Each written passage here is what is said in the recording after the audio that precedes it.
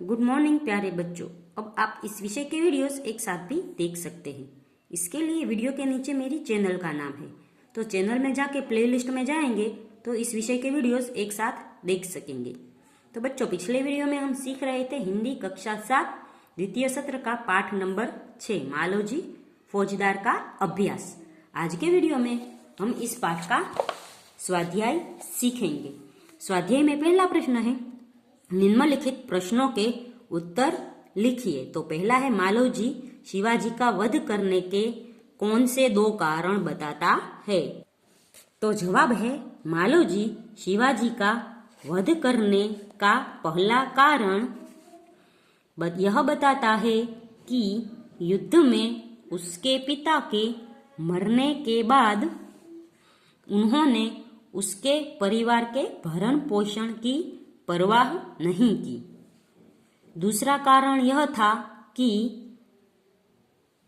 धन के अभाव में वह और उसकी मां भूख से मर रहे थे।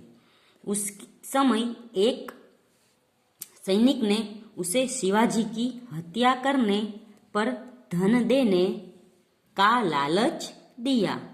दूसरा प्रश्न है, कष्ट होने पर भी मालोजी शिवाजी के पास क्यों नहीं गए। तो उसका जवाब है, कष्ट होने पर भी मालोजी शिवाजी के पास नहीं गए क्योंकि जिस वीर सैनिक ने देश की रक्षा के लिए अपने प्राण गंवा दिए, उसके परिवार के पालन पोषण की चिंता करना तो शिवाजी का ही कर्तव्य था।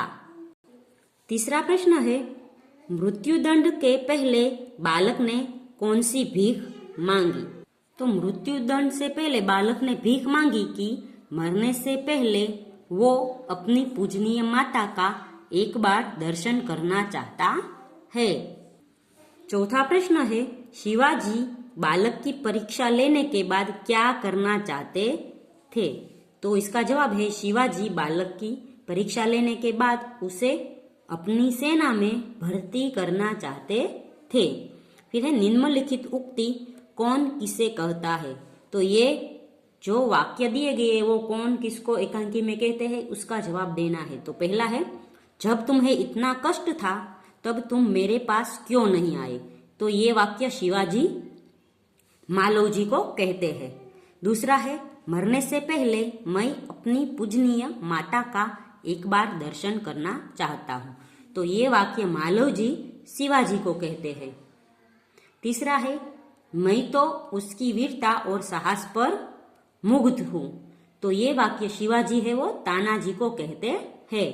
चौथा वाक्य है, तुम्हारे ही जैसे सेना नायकों पर भारत माता गर्व करती है। तो ये वाक्य शिवाजी तानाजी को कहते हैं। 5 नंबर का है, महाराज एक बालक आपसे मिलना चाहता है। तो यह वाक्य है वो दरवान शिवाजी को कहता है। छठा है, मैं तुमसे यही आशा करता हूँ। तो ये वाक्य शिवाजी मालोजी को कहते हैं। 7वां है, महाराज यह शरीर आपका है। तो यह वाक्य मालोजी शिवाजी से कहता है। आगे का प्रश्न है, निम्नलिखित परिच्छेद का मातृभाषा में अनुवाद कीजिए। तो यहाँ पर एक परिच्छेद दिया गया है, इसको मातृभाषा में अनुवाद करना है यानी भाषांतर करना है। तो पहला है, पुत्र जिस प्रकार तुम अपनी माता के दुख से दुखी होकर व्याकुल हो रहे हो। तो એનો અર્થ થાય, પુત્ર जिस प्रकार એટલે જે રીતે તું પોતાની માતાના દુઃખથી દુખી થઈને વ્યાકુલ થઈ રહ્યો છે, उसी प्रकार मैं भी दुखी हूँ। तेवी ज रीते हूँ पण दुखी छूँ। रात दिन मैं इसी चिंता में रहता हूँ।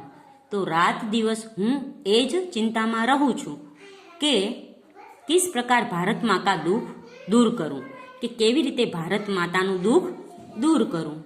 महाराज यह शरीर आपका है। हे महाराज आ शरीर तमारू छे। मैं प्रतिज्ञा करता हूँ कि हूँ प्रतिज्ञा करूँ छूँ कि जब तक इस शरीर में जान है, ज्यां सुधी आ शरीर में जीव छे, मैं कभी मातृभूमि की सेवा से पीछे न हटूंगा। हूँ क्यारे मातृभूमि सेवा थी पाछे नहीं हटूं। अथवा पाछळ नहीं जवुं। आगळनो प्रश्न छे, उदाहरण आधारित नीचे दिए गए शब्दों को उचित क्रम में रखकर अर्थपूर्ण वाक्य बनाइए। तो यह शब्द है वो बदल गए हैं, हमें है अर्थपूर्ण वाक्य बनाना है। तो पहला है, देखते दृष्टि से प्रेम शिवाजी और उसकी रहे। तो इससे वाक्य होगा, शिवाजी उसकी और प्रेम दृष्टि से देखते रहे। शिवाजी उसकी और प्रेम दृष्टि से देखते रहे, ये और नहीं और आएगा। फिर दूसरा है, बात सत्य है जो उसे अवश्य बता मैं दूंगा। तो वाक्य होगा, जो बात सत्य है उसे मैं अवश्य बता दूंगा। जो बात सत्य है उसे मैं अवश्य बता दूंगा। तीसरा है, क्या तुम्हारे फिर मन में बात थी। तो फिर तुम्हारे मन में क्या बात थी आएगा। 4 नंबर का है, प्राण न्योछावर अपने देश की लिए रक्षा के उन्होंने कर दिए। तो वाक्य बनेगा, उन्होंने देश की रक्षा के लिए अपने प्राण न्योछावर कर दिए। फिर आगे का प्रश्न नंबर 5 है, निम्नलिखित वाक्यों में से विशेषण छांटकर उनके भेद लिखिए। तो यहाँ विशेषण छांटना है और उनके भेद भी लिखने हैं, क्योंकि हमने विशेषण के भेद सीखे हैं।